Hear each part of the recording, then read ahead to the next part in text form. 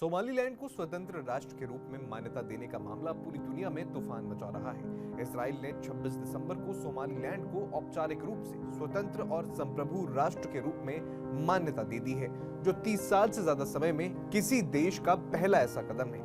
ये फैसला ऐसे समय में आया है जब हॉर्न ऑफ अफ्रीका क्षेत्र में पहले से ही तनाव चल रहा है और रेड सी के रणनीतिक महत्व के कारण बड़े देशों की नजरें इस इलाके पर टिकी हैं।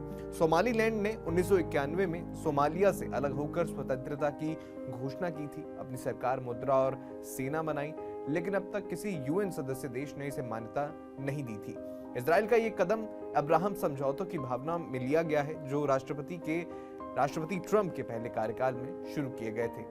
इजरायली प्रधानमंत्री बेंजामिन नेतन्याहू ने सोमालीलैंड के राष्ट्रपति अब्दी रहमान मोहम्मद अब्दुल्लाही से फोन पर बात की और उन्हें बधाई देते हुए इजराइल की आधिकारिक मान्यता की घोषणा की। नेतन्याहू ने राष्ट्रपति के नेतृत्व क्षमता की तारीफ की और उन्हें इजराइल की आधिकारिक यात्रा का आमंत्रित किया।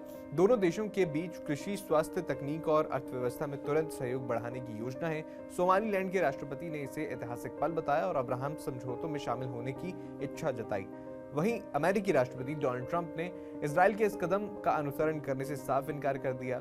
जब ट्रंप से सोमालीलैंड की मान्यता देने के बारे में पूछा गया तो उन्होंने कहा कि वो ऐसा नहीं करने वाले हैं और इस पर ज्यादा विचार भी नहीं किया है।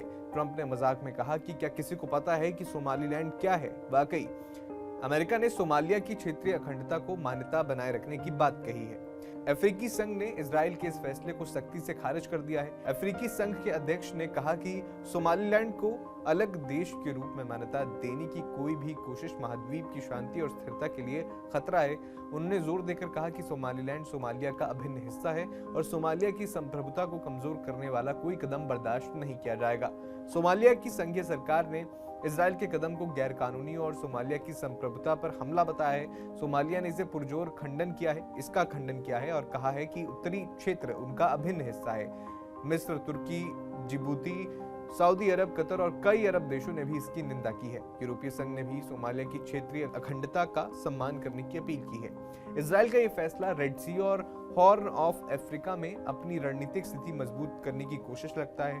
सोमालीलैंड की रणनीतिक लोकेशन वैश्विक व्यापार के लिहाज से बहुत अहम मानी जाती है। सोमालीलैंड में लोग सड़कों पर उतरकर जश्न मना रहे थे जब इजराइल ने ये फैसला लिया, लेकिन ये कदम क्षेत्र में नया तनाव पैदा कर सकता है क्योंकि कई देश अलगाववाद को बढ़ावा देने का आरोप लगा रहे हैं। आपका इस पर क्या विचार है? हमें कमेंट बॉक्स में जरूर बताएं।